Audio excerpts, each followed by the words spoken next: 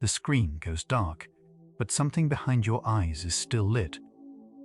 All evening, the world poured in through glass and speakers and endless small updates. And now, in the quiet, the flood has stopped, but the current has not.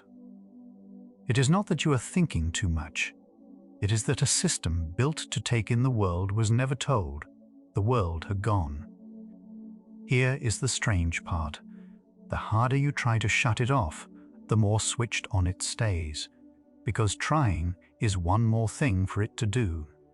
Welcome to Psychology for Sleep. So tonight asks nothing of you but less, not more effort, not a quieter mind wrestled into place, only fewer things arriving. Let the light in the room soften toward the color of dusk. You're in the 1 hour where nothing new needs to be taken in. And we begin at the edge of everything you absorbed today, in a nervous system still holding the door open. A phone face down on the nightstand still throws a faint glow against the ceiling, and some part of you keeps track of it. That small pull is the whole story of an overstimulated mind in miniature, a system that notices and does not know how to stop. Underneath this entire hour sits one quiet question. Why does a mind flooded with input keep buzzing long after the screens go dark? The answer will not come from thinking harder. It begins, instead, with understanding what all that input actually did to a body built for a much slower world. And it starts by naming the feeling you already know, wired and tired, at the very same time. Wired but tired is not a contradiction. Your body invented to frustrate you.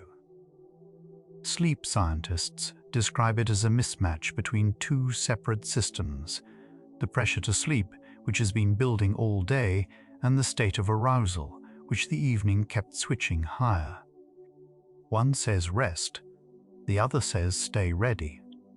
When arousal wins, you can be genuinely exhausted and still wide awake, because tiredness and alertness are not opposites the way we assume. They run on different tracks, and tonight they crossed. What feels like a personal failure to unwind is really two honest signals arriving at once. Somewhere near the base of the brain runs a bundle of cells whose only job is to keep the rest of you awake and responsive. Researchers call it the ascending arousal system, and it works like a dimmer switch for consciousness itself, brightening when the world demands attention and lowering when it is safe to fade. Every ping, every bright frame, every sudden sound nudged that dimmer upward through the day. By night, it is still turned high, waiting for the next thing to react to. You are not choosing to stay alert. A very old switch is simply still in the on position. Notice how a single notification can pull your eyes before you decide to look. That reflex has a name, the orienting response, and it is one of the fastest, most automatic moves the brain makes. Any new or sudden signal triggers it: a flash, a buzz, a change on the screen. The brain briefly stops what it was doing and turns toward the new thing, just in case it matters. A feed engineered to refresh forever is, in effect, a machine for firing that reflex hundreds of times an hour. By bedtime, a system built to orient a few times a day has been asked to orient without pause. No wonder it forgot how to settle. The light from a screen is not the same as the light from a lamp across the room. Much of it sits in the blue part of the spectrum, and a small set of cells in your eyes are tuned almost exactly to that band. These cells do not help you see shapes.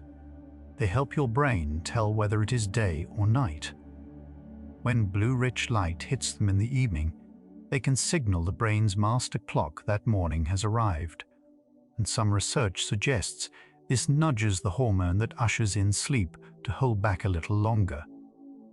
How large that effect is in real life is still debated. But the direction is clear enough. Evening light speaks the language of daytime. Consider what a candle offered your grandparents' grandparents at the end of a day, a small, warm, flickering pool of dim light, and then dark. For nearly all of human history, the evening was a slow fade toward almost nothing. The eye evolved inside that fade. A bright rectangle held a foot from your face delivers, in comparison, something closer to standing outside at noon. The body has no ancient instruction for that. It simply reads the brightness and assumes the day is not yet done. Much of what feels like restlessness is a very new light meeting. A very old set of rules. A particular hunger pulls you back to the screen even when you are tired of it. Scientists who study motivation point to dopamine, a chemical less about pleasure than about the promise of something next. Each swipe holds the small chance of a reward, a message, a clip, a piece of news, and the brain leans toward that maybe. Some researchers argue that endless novelty keeps this system revved in a way it was never meant to sustain, though how much this reshapes a single evening is more claim than settled fact. What is not in doubt is the feeling a mind kept reaching long after it wanted to rest. Long after you set the phone down, fragments of what you saw keep surfacing. A half-read headline, a face, a song. Attention researchers have a name for this lingering, attention residue. When you switch quickly between many things, a piece of each one stays behind, still using a little of your mind. Scroll through 40 unrelated moments in 10 minutes, and you carry 40 small residues to bed. None of them is important. Together, they are a low hum of unfinished business. The mind keeps idly touching. The buzz you feel is not deep thought. It is the echo of too many shallow ones. Ask yourself where your attention actually went for the last hour before bed, and the honest answer is usually everywhere and nowhere. Psychologists describe the modern evening as continuous partial attention, a state of monitoring many streams at once without fully landing on any. It feels like relaxing, but the brain treats it as sustained vigilance, always half ready for the next input. Vigilance is the opposite of the state sleep requires, so an hour that looked like winding down was, to your nervous system, an hour of standing guard at your post. The tiredness that leaves behind is real and earned, but the rest you believed you were getting never actually happened. A room can be silent and still not feel quiet. Part of the brain never fully stops listening, monitoring the edges of sound for anything that might need a response, a habit older than language, older than beds. After a day soaked in audio, notifications, voices, video, that listening system stays sensitive, primed to catch the next thing. And here the night's question turns slightly.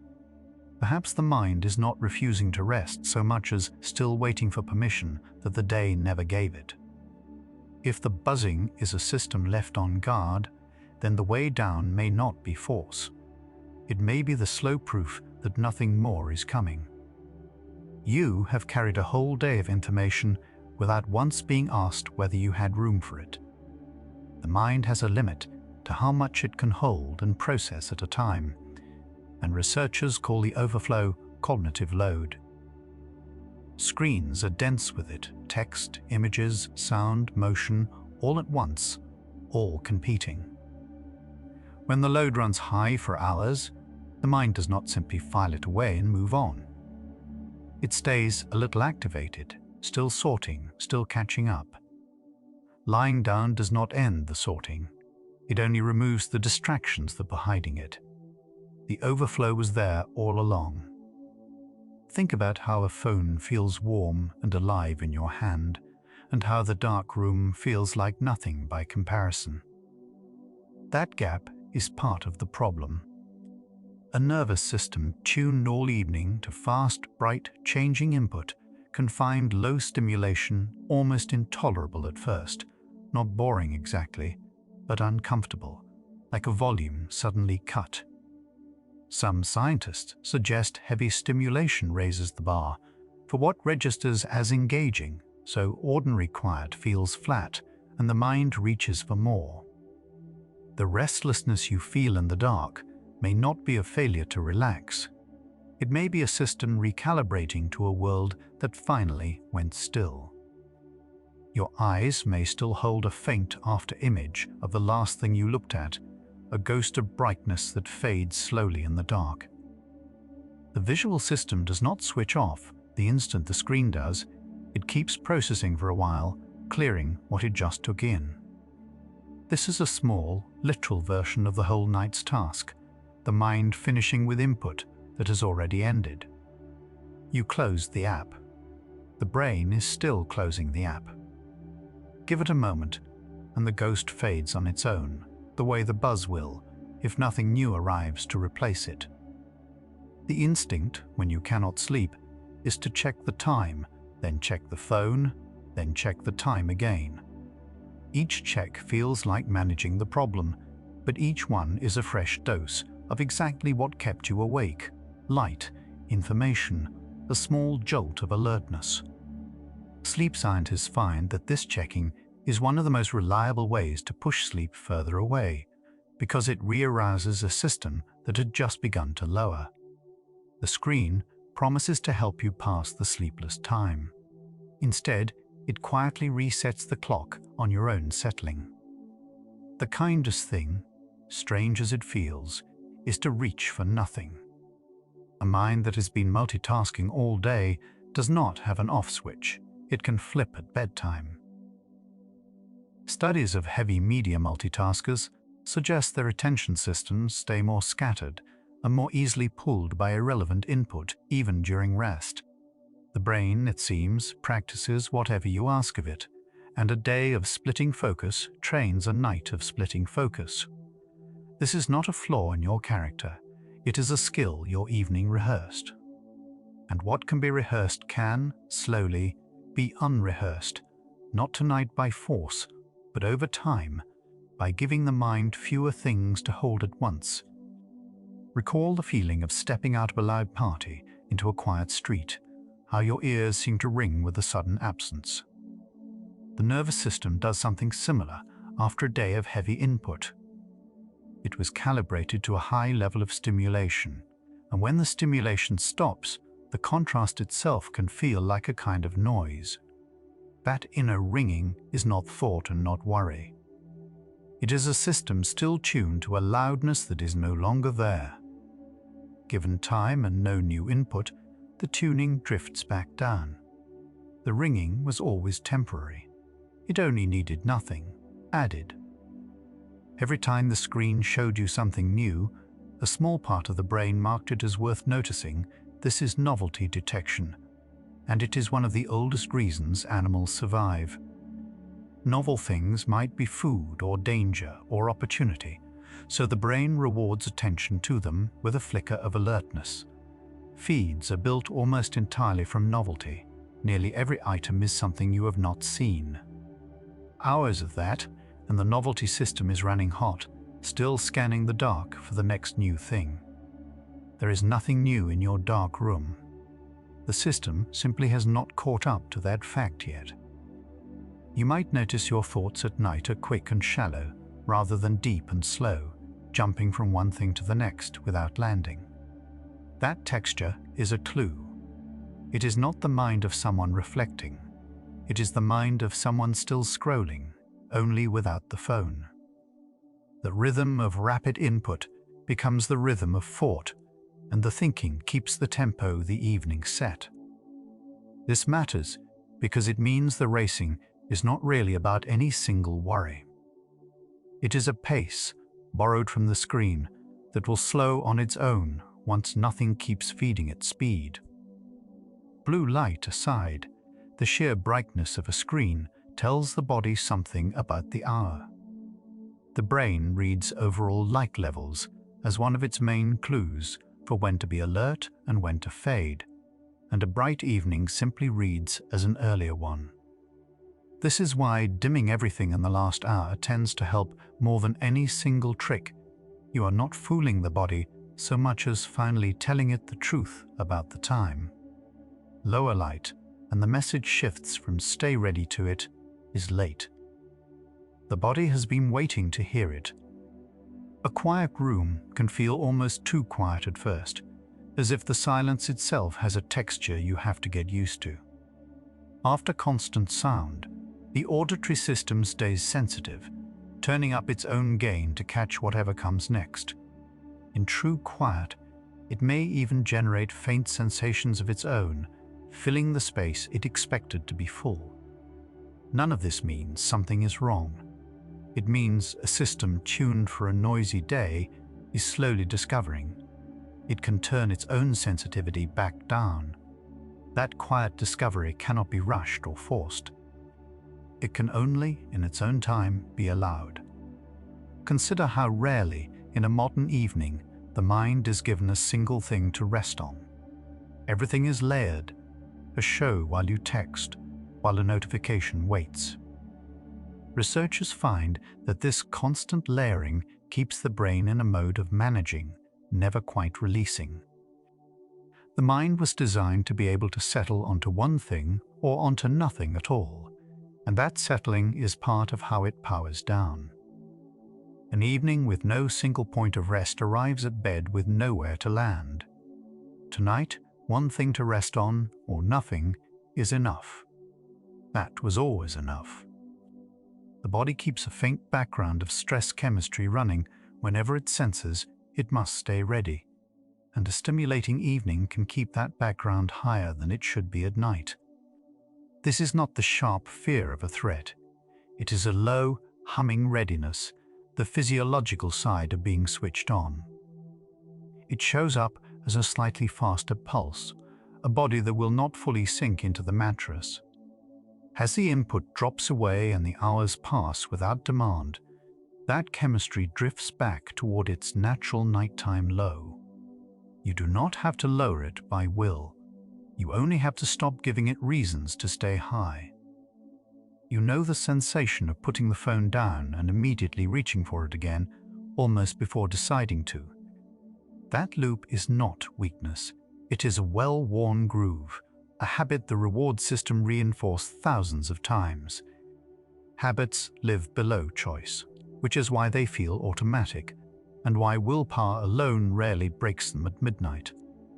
The gentler path is to make the reaching harder and the quiet easier.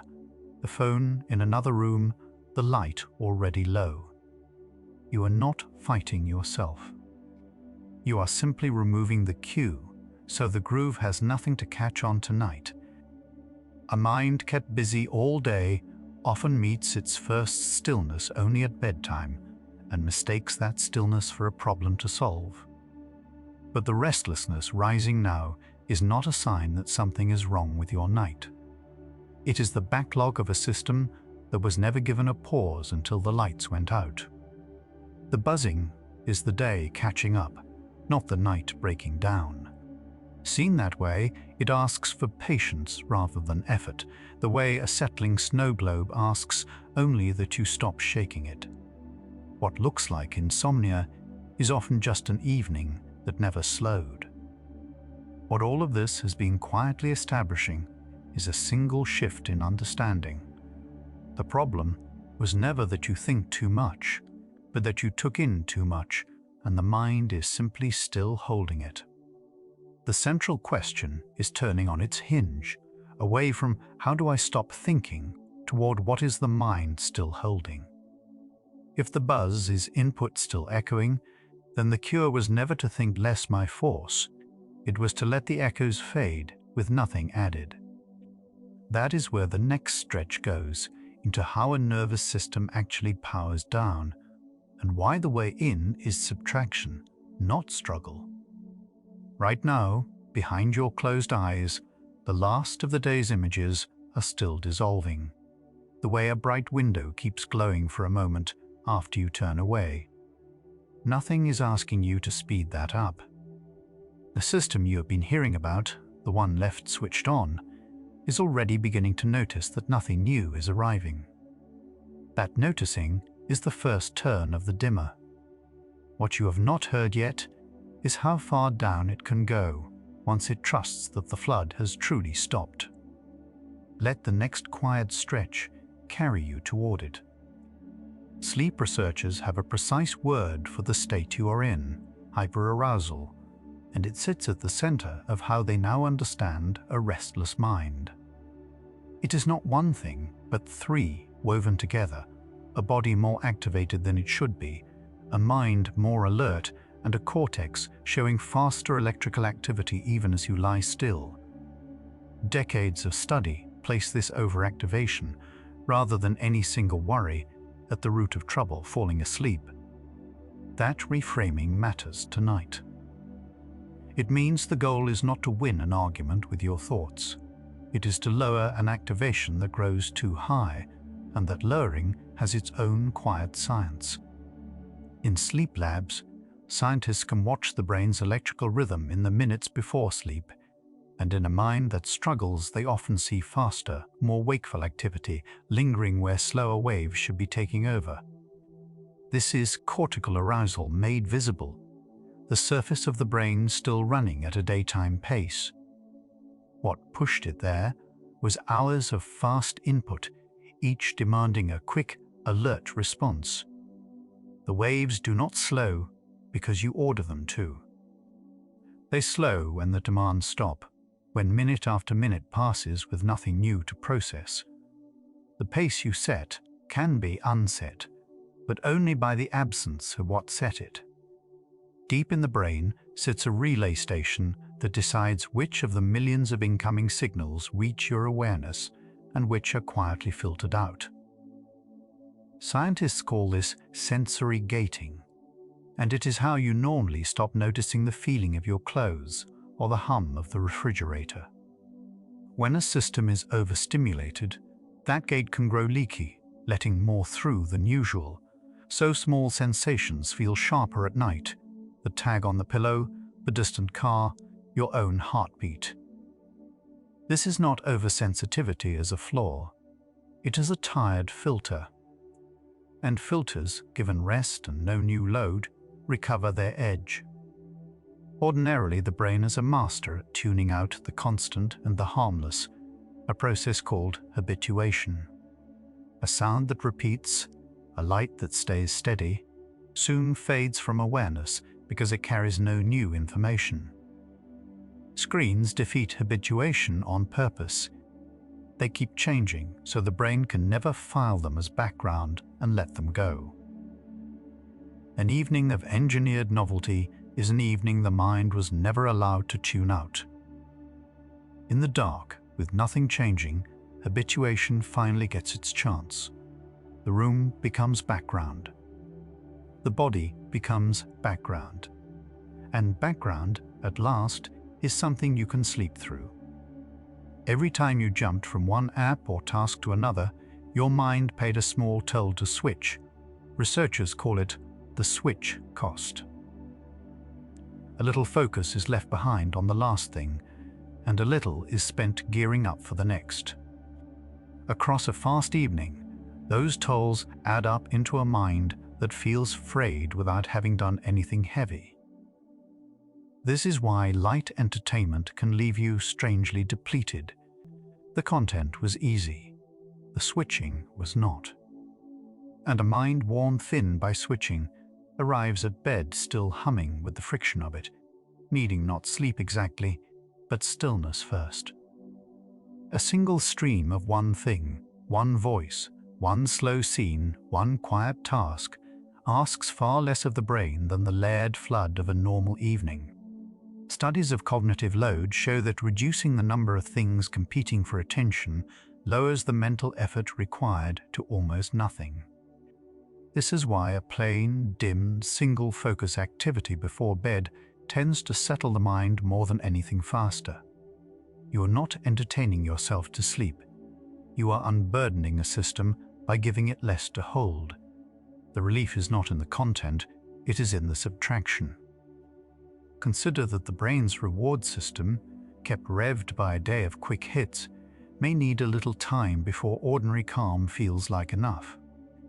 Some researchers describe how heavy stimulation can leave low-key moments feeling flat by comparison, so the first stretch of quiet is where the pull to reach for more is strongest. That pull is not a verdict on your willpower. It is a system expecting another hit and slowly learning none is coming. Wait through it, add nothing, and the expectation fades.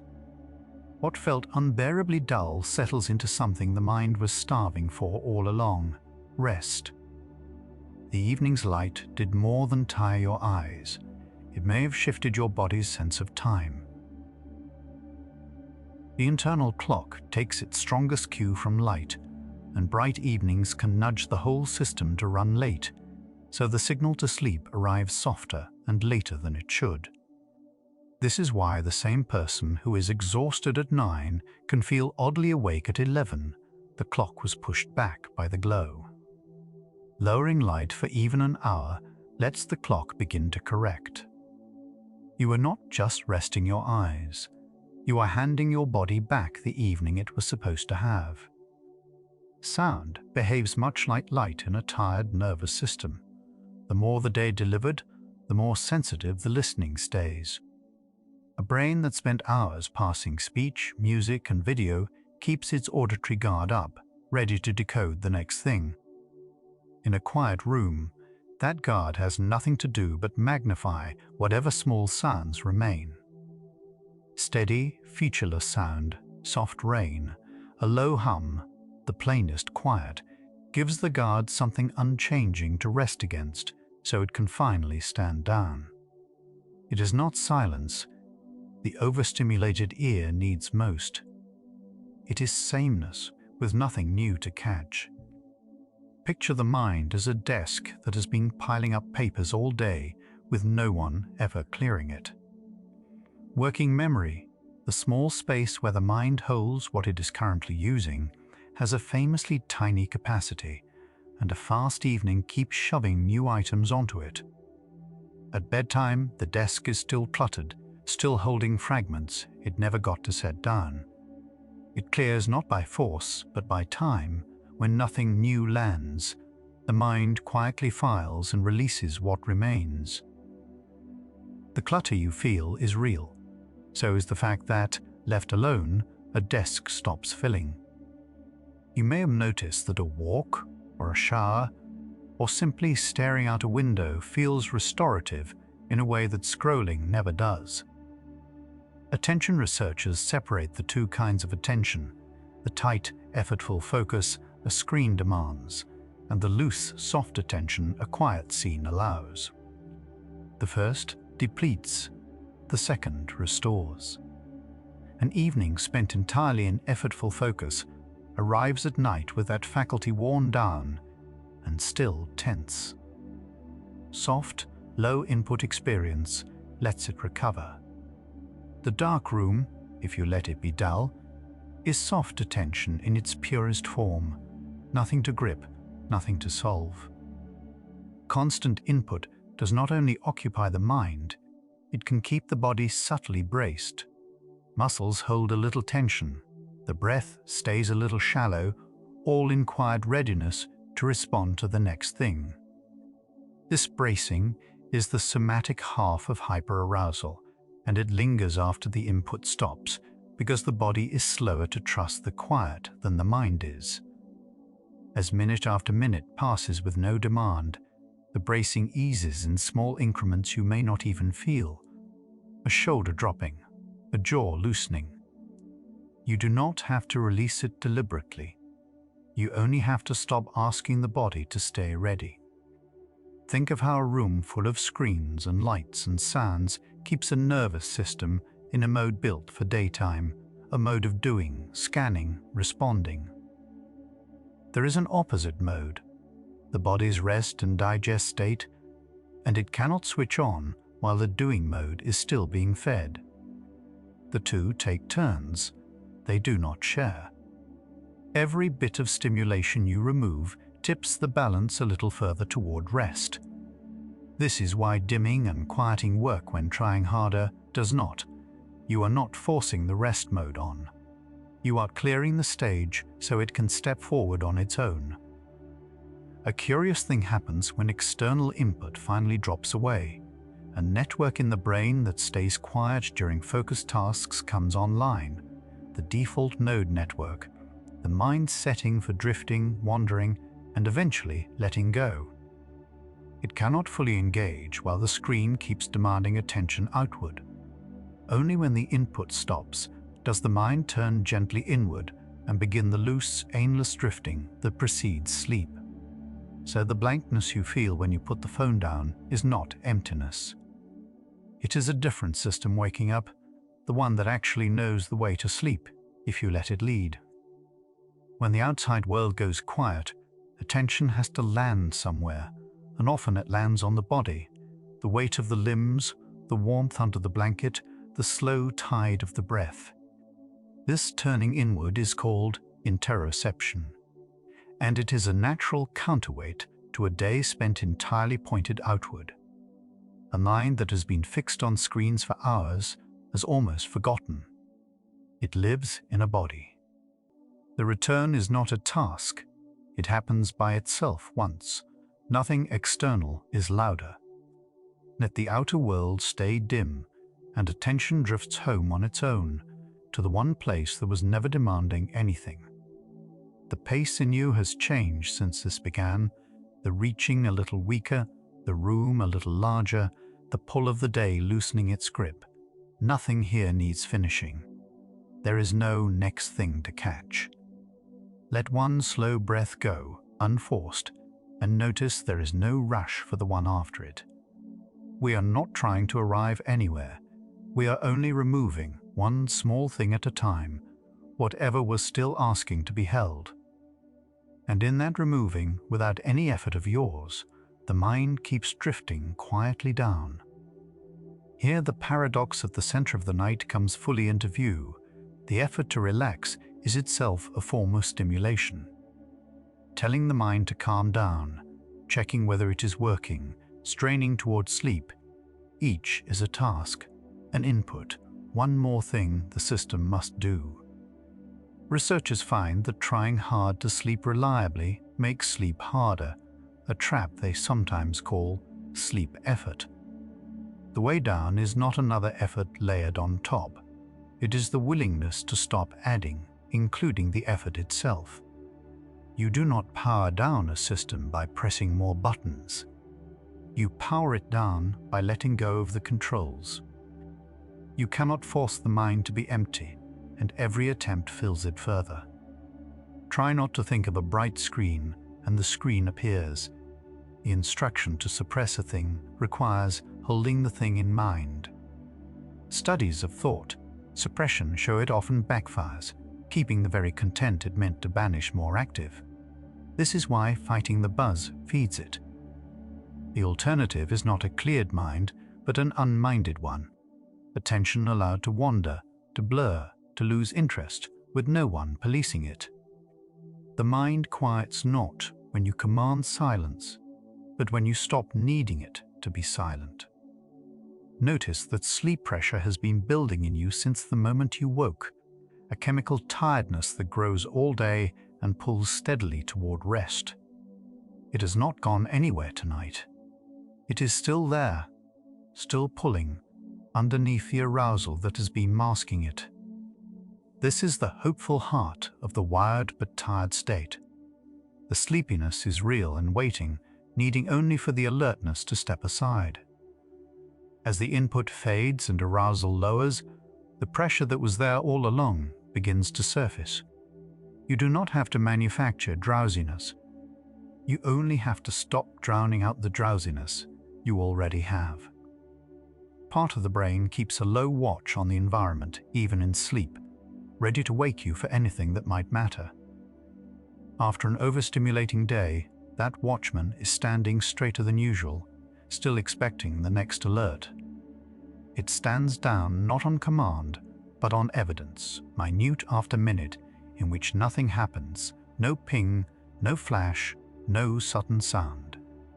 Each empty minute is a small proof that the vigilance is no longer needed. This is why a still unremarkable stretch of time is doing more than it seems. It is quietly convincing the watchman that the shift is over. Consider how a screen holds your gaze without ever letting it rest, always something new arriving, so the eyes and mind never complete a look and move on. Natural rest requires the opposite, the ability to finish attending to something and let it fall away. When input never resolves, attention never closes, and an open loop is a kind of low tension the body carries into the night. Darkness offers no new frames to lock onto, which is exactly its gift. There is nothing to keep watching. The gaze can finally soften and turn loose, and a loosened gaze is close kin to a sleeping one. A mind used to constant stimulation can experience the first true quiet as a kind of withdrawal, restless and faintly uncomfortable, reaching for a hit that does not come. This is the hardest and most misread stretch of the night. It feels like proof you cannot relax, when it is actually the opposite, the system beginning to detox from a day of overload. The discomfort is not a wall, it is a threshold, and it passes if nothing new is fed into it. Stay on the far side of the reach, add nothing, and the restlessness that felt permanent quietly thins into calm. You've probably assumed that a busy, buzzing mind at night means you are doing something wrong. But an overstimulated nervous system is not malfunctioning.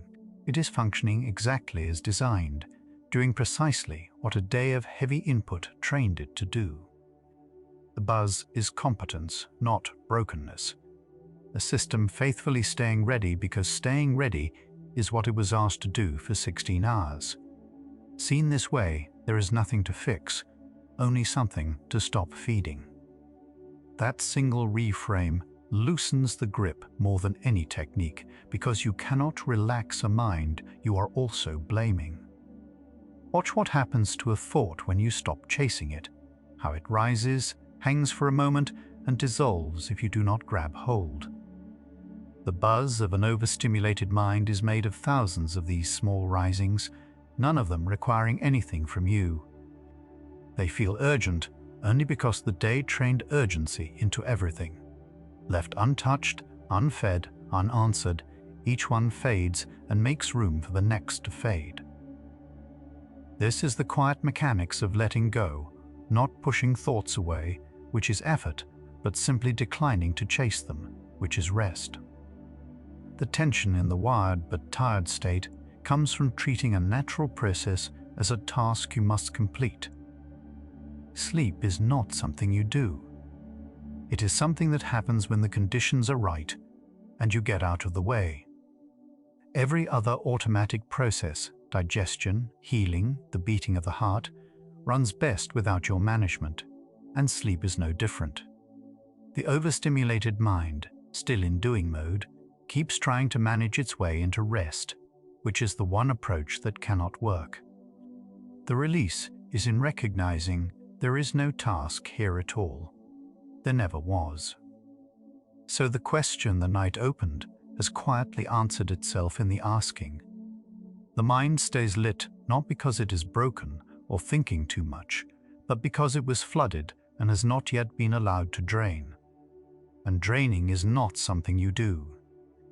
It is something that happens the moment you stop pouring more in.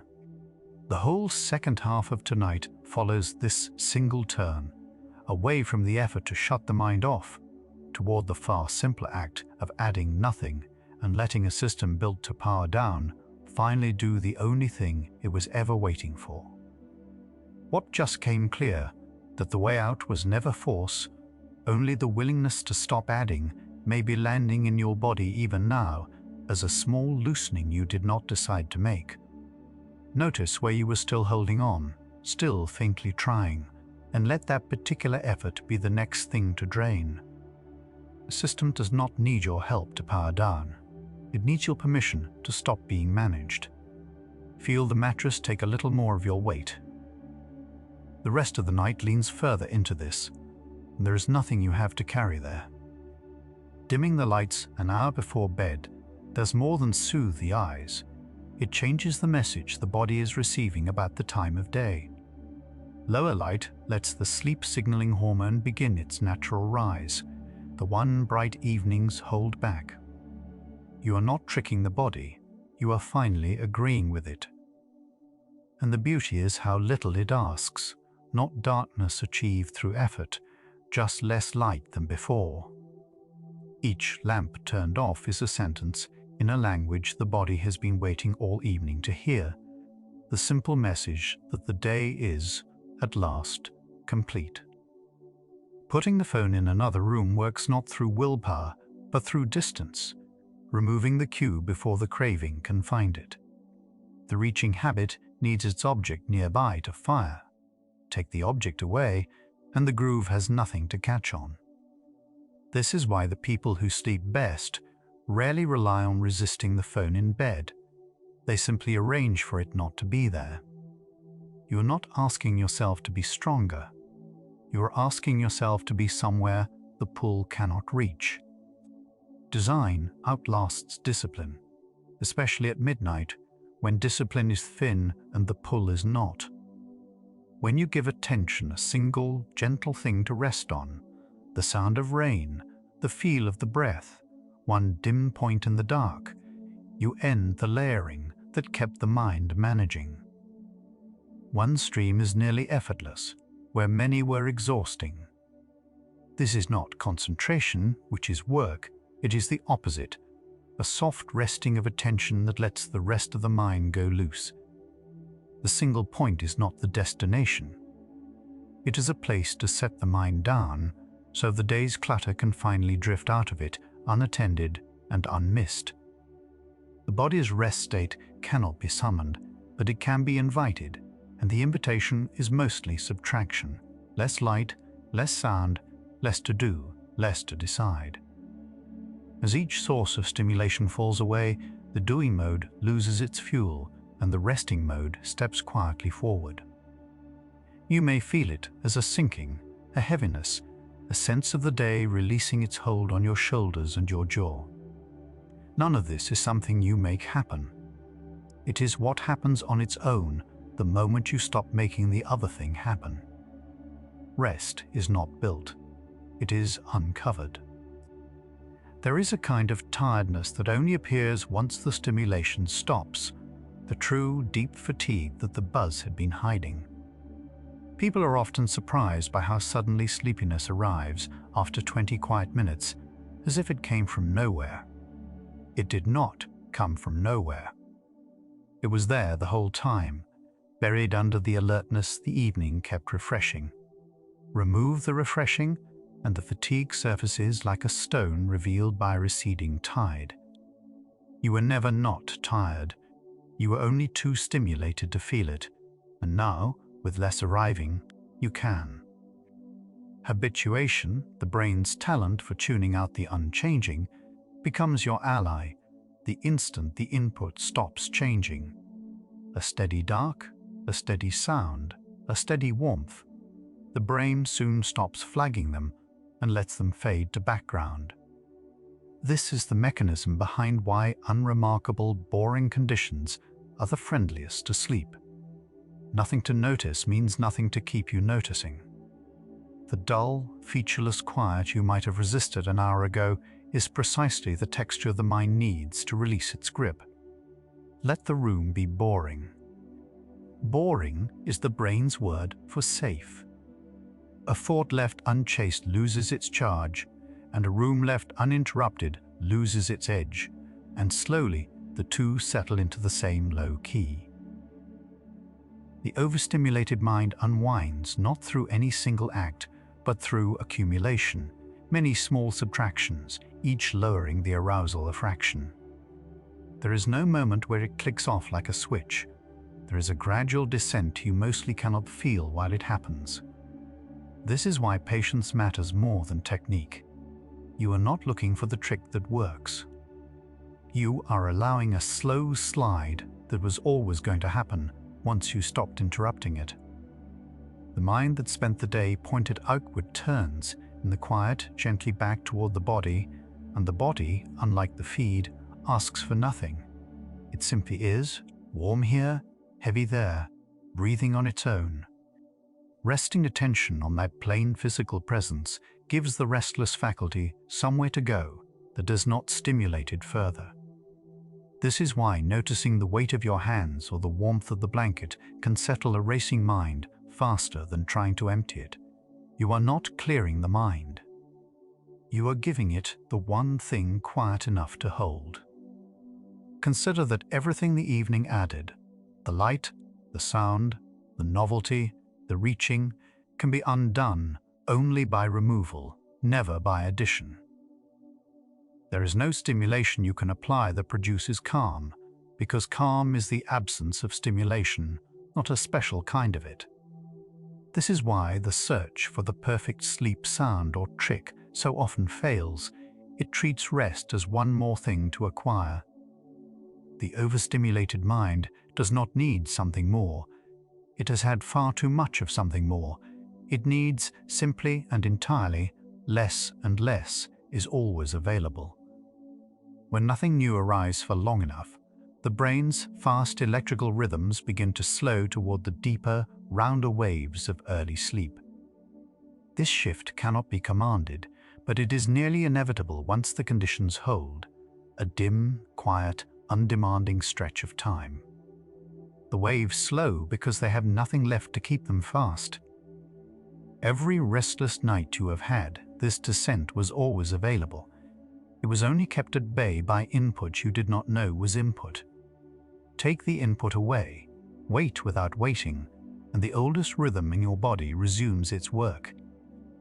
Your nervous system keeps a running estimate of how safe and settled the environment is, and it uses that estimate to decide whether to rest. A calm, dim, quiet room reads as safe.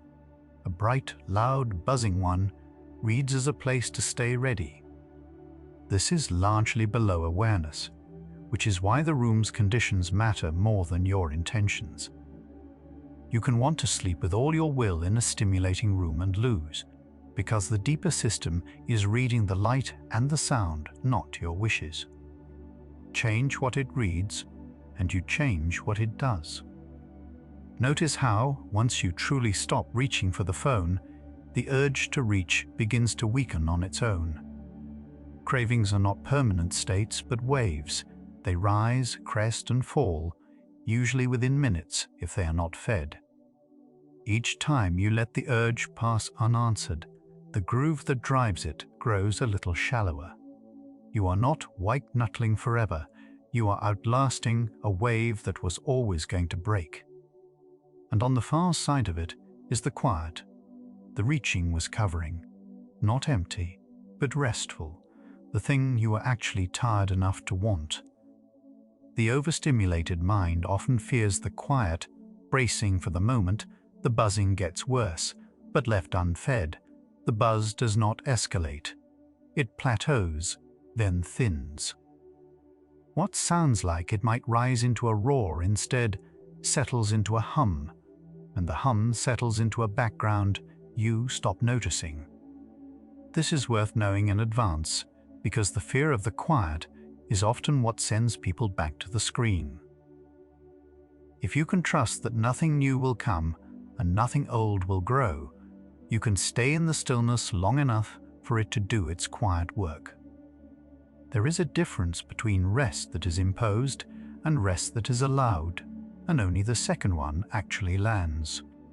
Imposed rest, lying rigidly still, commanding calm, keeps the doing mode engaged in the very act of trying to rest.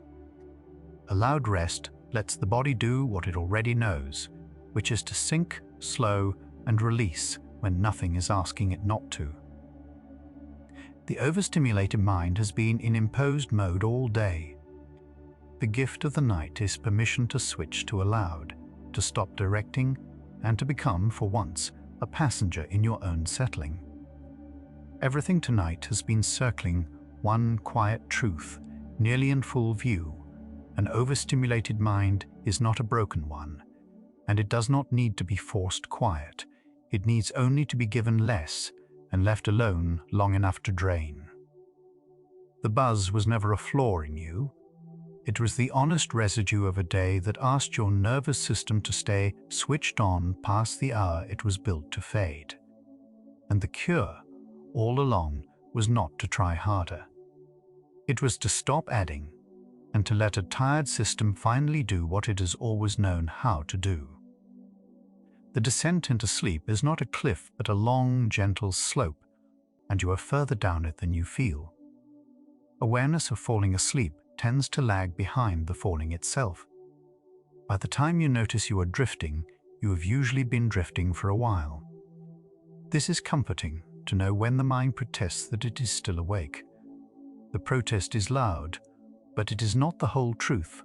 Beneath it, the slow slide has already begun. You do not have to believe you are getting sleepy. You only have to stop arguing with the part of you that already is. Each sense, given nothing new, quiets in its own time, the eyes releasing their after images, the ears lowering their gain, the skin forgetting the fabric against it. There is no single off switch for a nervous system, only many small dimmings that happen in parallel once the input stops. You might feel one before another, the body heavy while the mind still hums, or the mind blank while a foot still twitches. This unevenness is normal. The systems are not broken. They are simply powering down at their own separate paces, each waiting only for the quiet to continue. A tired filter recovers when it is finally allowed to stop filtering so much, and in the dark, with little coming in, the sensory gate slowly firms back up. The small sensations that felt sharp an hour ago, the sheet, the sound, the pulse, begin to sink back below. Notice where they belong. You may not catch the moment they disappear. You simply realize later that you had stopped feeling them. This is the filter healing in real time. It did not need a technique. It needed only fewer things to sort and the patience to let it catch up. Consider how little the body actually requires to begin sleeping. Not the perfect conditions, not a silent mind, only enough quiet and enough dark for long enough. Sleep is remarkably forgiving. Once the arousal comes down, it does not demand a flawless setup, just the absence of the things that were holding it off. This is freeing, because it means you do not have to get the night exactly right. You only have to stop getting it wrong in the few ways that matter: the light, the noise, the reaching. Remove those, and the body takes it from there. The mind, left alone, does not stay busy forever. Busyness is not its resting state, only its stimulated one. Given nothing to react to, attention naturally loosens, wanders, and eventually blurs into the disjointed, dream-like drift that marks the edge of sleep. You have felt this drift 1,000 times without naming it, the moment the thoughts stop making linear sense and start to float. That floating is not a failure to concentrate. It is the mind doing exactly what it does when it is finally allowed to stop holding on, which is to let itself come untied. There is a quiet dignity in letting a system you cannot control do its own work, and sleep asks precisely this of you. You did not learn to fall asleep. You were born knowing how, and the knowing has never left, only been buried under the noise of a stimulating age. Tonight is not about acquiring a skill. It is about trusting one you've had since before memory, the way you trust your heart to beat without your instruction. The overstimulated mind forgets this trust. The quiet slowly gives it back. Watch how the thoughts grow further apart as the minutes pass, longer gaps between them, less insistence in each.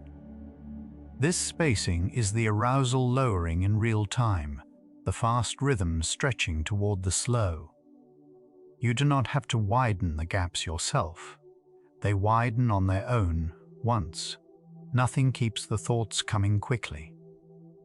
In those widening spaces, something like peace begins to pool, not the peace you chased, which fled, but the peace that arrives when you stop chasing. The gaps are where sleep lives, and the gaps are opening now, without any effort from you at all. The body knows the difference between being told to rest and being allowed to, and it only truly releases for the second. Somewhere in the last stretch, without a decision, the muscles you did not know were tense. Let go, the small holdings in the hands, the face, the base of the spine. This release cannot be performed. It comes only when the system stops expecting to need those muscles, when the evidence of quiet has finally accumulated enough. You are not relaxing your body. Your body is relaxing itself, now that you have stopped standing in its way. Consider that the whole of this hour has removed things rather than added them. Less light, less sound, less reaching, less effort, less trying to sleep. And in that steady subtraction, something has been quietly rising to fill the space, the natural sleepiness that was always underneath. This is the shape of the answer the night has been building toward. Rest was never a thing to be constructed out of the right techniques.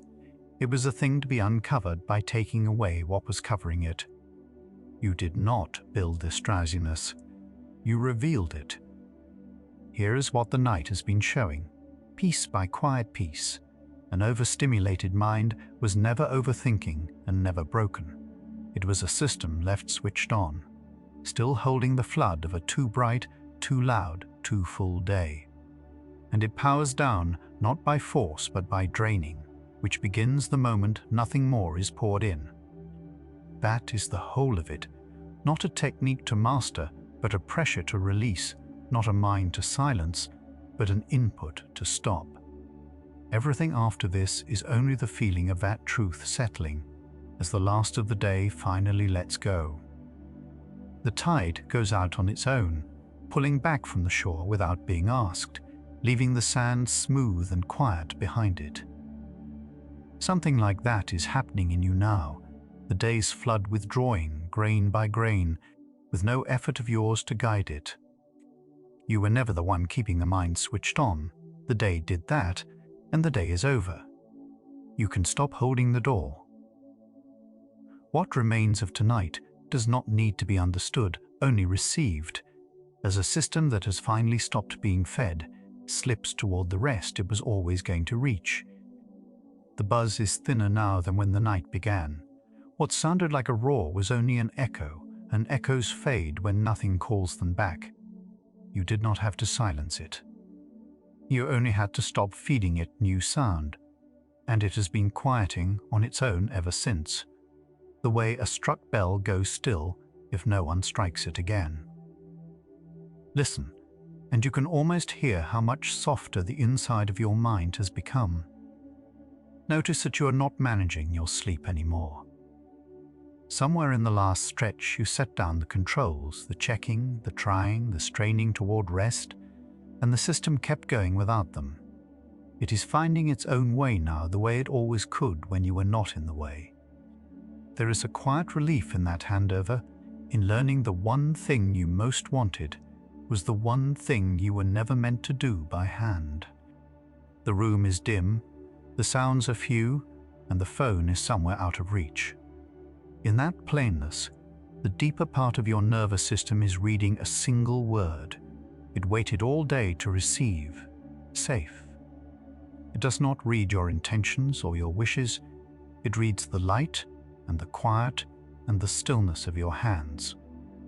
And everything it reads tonight is telling it, at last, that the long shift of staying ready is finally, truly over. Nothing new is coming. No flash, no chime, no small bright thing to turn toward in the dark. The reflex that spent all day snapping your attention to the next arrival has nothing left to catch, and so it is loosening its hold.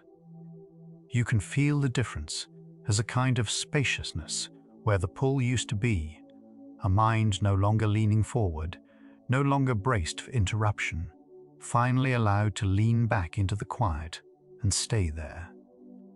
Turned outward all evening, toward screens and voices and the endless small updates, the mind has quietly come home.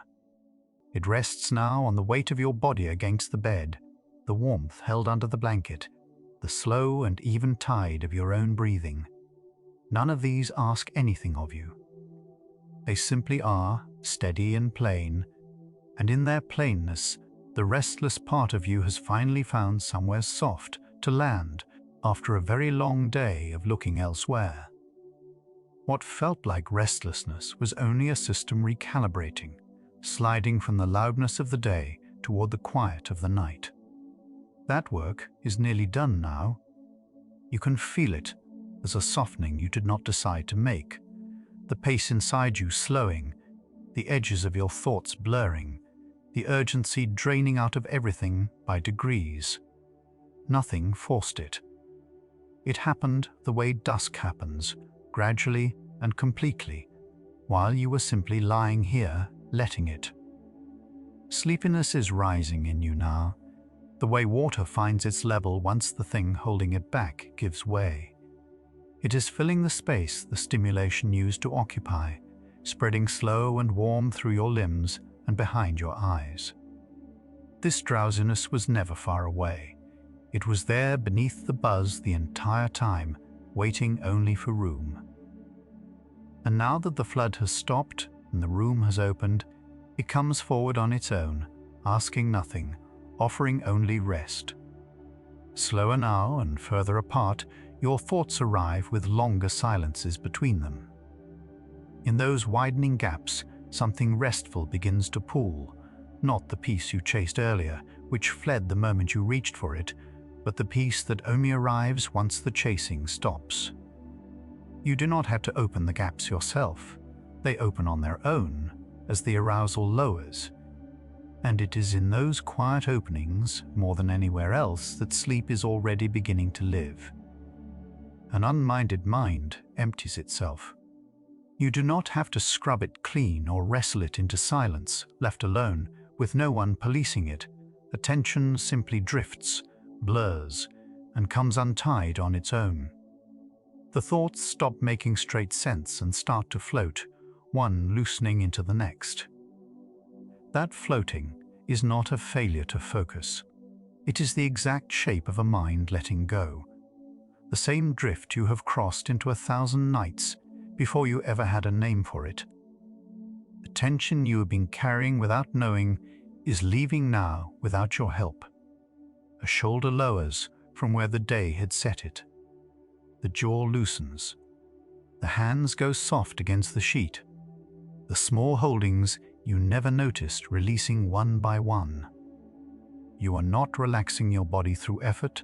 Your body is relaxing itself, now that nothing is asking it to stay braced, now that the evidence of quiet has finally gathered into permission. Let it keep going. It knows the way. Minute by quiet minute, the watchful part of you has been gathering proof that the day is over. No ping came, no sudden sound, no bright thing demanded a response. Each empty minute was a small piece of evidence, and the pieces have nearly added up to a conclusion the body can rest on. The guard that stood so straight all evening is lowering now, not because you ordered it down, but because it has finally been convinced there is nothing left to guard. The overstimulated mind was never your enemy. It was a faithful system doing precisely what a long, bright, crowded day trained it to do, staying switched on, staying ready, holding the door open for more. There was nothing broken in that, and nothing to be ashamed of. Tonight, gently and without a fight, you simply stopped training it, stopped handing it new things to hold, and a system no longer being fed does the only thing left to do. It winds down. No trick was missed, and no effort went unmade. The quiet was doing the work the whole time, in the only way it ever could, by subtraction, by the patient removing of one thing after another until almost nothing was left to keep you awake. You did not have to become better at sleeping. You only had to stop the few small habits that were holding it off. and then wait, adding nothing, while the drowsiness underneath rose up to meet you. One sense at a time, the doors are closing. The eyes release the last faint after-image of the day. The ears lower their gain until small sounds sink back below notice. The skin forgets the fabric it rests against. None of this needs your attention or your permission. Each sense dims at its own pace, in its own time, the moment nothing new arrives to keep it open. Let them go, one by one, the way a house turns off its lights. So the mind stays lit only as long as it is fed, and you've stopped feeding it. What could not be forced quiet is, left entirely alone, growing quiet all on its own. This was the shape of the answer the whole night was moving toward, not a battle won but a pouring stopped, not a silence imposed, but an echo allowed to fade. The switch you could never find with effort has been turning itself down, degree by degree, while you simply let it. The slope into sleep is gentle, and you are further down it than the loud part of you believes. Awareness always lags behind the falling. By the time a person notices they are drifting, they have usually been drifting for a while already. So when some corner of your mind insists you are still wide awake, you do not have to argue with it. Beneath that protest, quieter and more honest, the long, slow slide has already begun to carry you. Nothing is being asked of you here. Not to relax, not to try, not even to sleep. The only thing left to do is the thing that requires no doing at all, to keep adding nothing, and to let the emptiness be kind rather than something to fear. This is the softest instruction you will receive all day, because it is not really an instruction. It is a permission, the permission to stop, and you are already, quietly, beginning to take it. The day poured in through every open sense, through your eyes and ears and the ceaseless reaching of your attention, and now, every one of those senses is quietly closing. It is the way a house settles at night, turning off its lights one room at a time until only the dark remains. You are not shutting anything down by force. The rooms are going dark on their own, each in its turn, and the house of you is growing still and quiet and ready for sleep. You were never too sensitive, never too wired, never too broken to rest. You were only full of a day that arrived faster and brighter and louder than the body was ever built to hold. And fullness is not a flaw, it is simply a state, and every state passes. Without any effort of yours, you are emptying now, the way a held breath releases, the way a tide withdraws. What felt like too much is quietly, gently, becoming enough, and then less than that. The reaching has stopped. The craving for one more thing rose and crested and fell, the way every craving does when it is not fed. On the far side of it lies the plain, deep quiet. The reaching was always covering over, not the emptiness you feared, but the rest you were tired enough to want beneath all the wanting. You are on that far side now, in the stillness that was waiting the whole time. And it turns out the stillness was the thing you were after. Let the mind be as dull as it likes tonight. Dullness is only the nervous system's word for safe, and safe is the doorway you have been standing in front of all evening without recognizing it. There is nothing interesting left to hold, nothing bright left to chase, and that plainness is not a loss. It is the exact condition sleep has been waiting for. Let the hour be boring. Let it be featureless and slow. That featureless quiet is the softest place you could possibly be. The fast rhythm that ran through your mind all day has slowed toward the round, deep waves that carry sleep. You did not slow it by trying. You slowed it by stopping, by taking away the light and the sound and the reaching that were keeping it quick. And left without anything to keep the pace, the brain simply remembered its older, slower rhythm, the one that was always underneath, waiting for the noise to end so it could return and carry you down. Whatever is left of the day can stay unfinished. It was never yours to complete tonight, only to set down, and you have already set it down, piece by piece, through this whole quiet hour. The unread, the unresolved, the not yet answered, none of it needs you now, and none of it will be helped by your staying awake to hold it. Let it rest where it lies until morning. It kept for the day. It will keep for the night. There is nothing more to take in. The flood has stopped, the current is stilling, and the mind that spent all day switched on is going, sense by sense, dark and warm and quiet. You can feel how little is left to do, how the last of the effort has drained away, how even the wish to sleep has softened into something calmer than wishing. What remains is only the slow settling of a system that has finally been allowed to rest, and it is settling now. You were never overthinking, and you were never broken. You were only a mind still holding a day too full to set down all at once.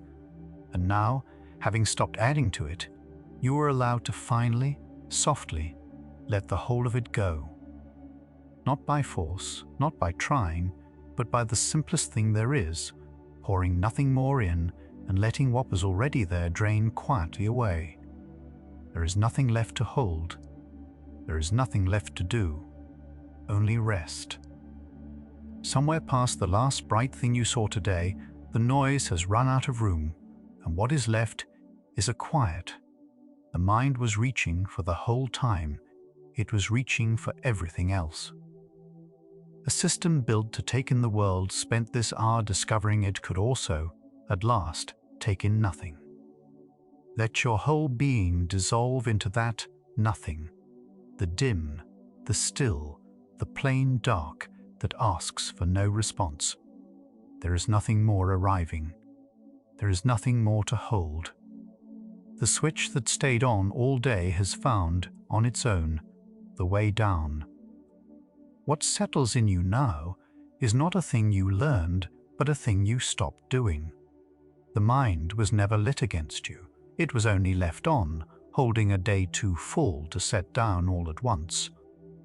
And it is setting it down now, without your management, the way a tide goes out, whether or not anyone watches. You do not have to empty yourself. You only had to stop pouring in, and you have. What is left is quiet, and the quiet is yours, and it was the thing under all the noise you kept reaching through. Tonight, the reaching is over. There is nothing more you need to take in, and nothing more you need to do. The question that stayed, lit through the whole hour, why a flooded mind keeps buzzing after the screens go dark, has answered itself simply enough that you can feel it more than think it. It buzzes because it was full, and it quiets because you stopped filling it. But there is a further quiet underneath this one, the kind that comes not from an evening drained, but from a mind that has learned it was never too much to begin with. The next video in the Psychology for Sleep playlist begins there. You can let the day's last images fade now, like a bright window going dark, glowing for a moment, then simply gone. Let your body grow heavy with the particular relief of having nothing left to take in. If sleep comes, let it carry you down to where the quiet is not empty but full, the rest you were reaching for under all the reaching. If your eyes have already closed, there is nothing left worth opening them for. Rest now, quiet one. You were never too much for the world, only full of it, and now gently emptying. Fall asleep to science, where the softest place to rest was the quiet underneath the noise all along. Good night.